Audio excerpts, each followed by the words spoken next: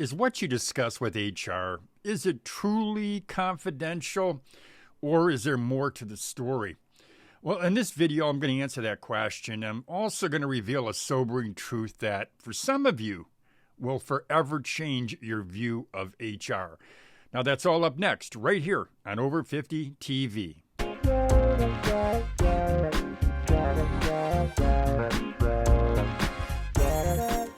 Welcome back to Over 50 TV. My name is Lou Reyes. Now, before we answer that question, is what you discuss with HR, is it confidential? I want to thank CareerFitter for sponsoring my video.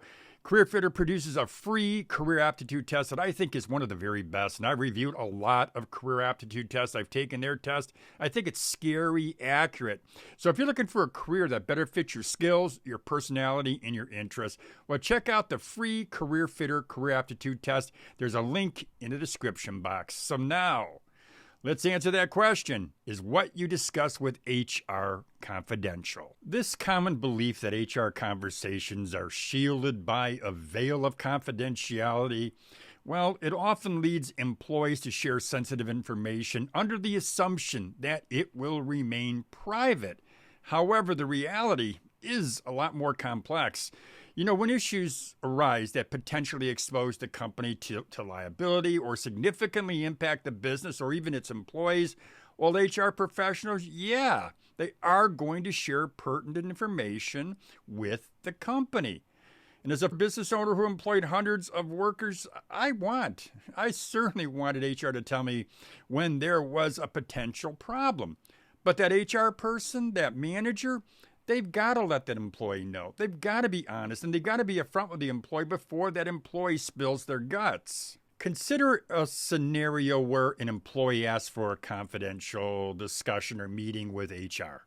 The matter may not remain entirely private, depending on the nature of the information that's going to be disclosed. For example, for instance, if an employee raises accusations against a supervisor, the HR manager may collaborate with supervisor to write and deliver a written warning. And this action that's taken to address the employee's complaint, well, it raises questions about HR's impartiality and the potential for internal bias. Similarly, when an employee discloses experiencing harassment from a coworker, the company's legal obligation to respond to such information, well, it creates a cascade effect. HR is likely going to find itself compelled to share this sensitive data, this sensitive information with people who are in charge of investigating the matter. It's going to be investigated. And I think an employee should understand that this information that they're disclosing about harassment, they should understand it's not going to remain private. These couple examples underscore a sobering truth. HR, far from being a bastion of trust and confidentiality, they operate within a framework that prioritizes company interest over individual privacy. And for employees who place unwavering trust in HR, this revelation that this trust may be misplaced is disturbing and disappointing. Now, for those of you who are a bit older, let's say you're over 50, you have long experience and long understood HR's singular priority. You've undoubtedly witnessed, and I would say probably witnessed more than once, the backlash when naive, inexperienced, usually young coworkers make the mistake of confiding in HR. And that belief, their belief in HR as a protector, well, it certainly clashes with the stark reality that HR is not a neutral and unbiased mediator in workplace matters. No.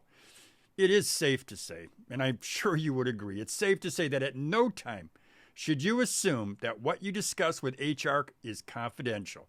It's not the case, and it never will be. Well, that is all I've got for you today, my friends. If you enjoyed this video, give me a thumbs up. If you've got questions, send me an email, or of course you can make a comment in the comment box.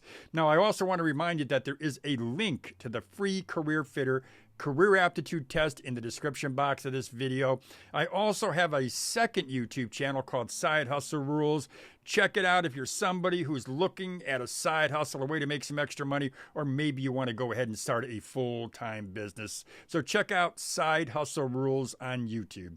Well, as I said, that's all I've got for you today. And as I always say, have a great day, everybody.